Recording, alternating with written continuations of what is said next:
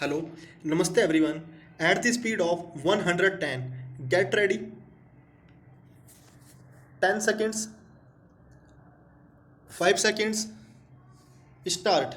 However, the respondent number 3 has not verified it and instead merely observed that if the stock register would have been available at the time of inspection, then the stock could have been verified and now the stock has been shown after manipulation. He has not mentioned in the order that which entry in the stock register is the result of manipulation. It is admitted fact of the case that the shop of the petitioner was got opened by the authorities in her absence and jurisdiction of her absence is well founded. There was absolutely no independent witness in the entire episode. Non-presence of any independent witness becomes more important under the facts and circumstances of the case due to presence of the complainant and his role in the matter with whom the petitioner has enmity and had lodged the FIR under section 307 and 504 IPC and trial is going on. Therefore, recovery and quality of food grains shown by the inspecting team is unbelievable.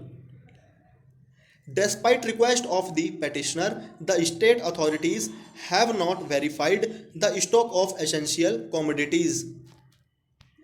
Consequently, the allegation of lesser stock found in the alleged inspection cannot be accepted. The third ground and the conclusion drawn by respondent number 3 in the impugned order dated 31/12/2013 is that the petitioner had black marketed the essential commodities and thus contravened the terms of agreement. This finding and the conclusion drawn by respondent number 3 in the impugned order is wholly baseless and without any evidence on record. There is no finding in the impugned order that any card holder has made any complaint against the petitioner with regard to non-distribution of essential commodities in the prescribed quantity and at the prescribed rates.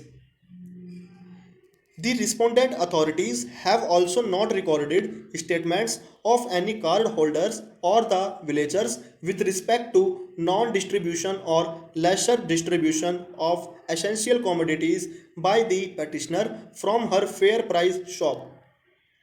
The petitioner had submitted monthly distribution certificates evidencing that the essential commodities as received were distributed as per norms. Genuineness and correctness of the certificates has not been doubted. Thus, there was absolutely no evidence against the petitioner to indicate that the petitioner has either not distributed the essential commodities in prescribed quantity to card holders or she charged price over and above the rates prescribed. So far as the rejection of the delay condonation application filed in support of restoration application and the rejection of restoration application of the petitioner by the appellate authority is concerned, it is relevant to note that the petitioner has sufficiently explained the delay and also shown sufficient cause for non-appearance on 22/5/2015. The appellate authority has merely observed that no justifiable reason has been shown for delay. However, he completely failed to record that what justifiable reason has not been shown in the delay condonation application. Thus, the order rejecting the delay condonation application and the restoration application is without reason and therefore cannot be sustained full stop. Thank you for watching this video. Don't forget to subscribe my channel, like and share, comment. Thank you very much.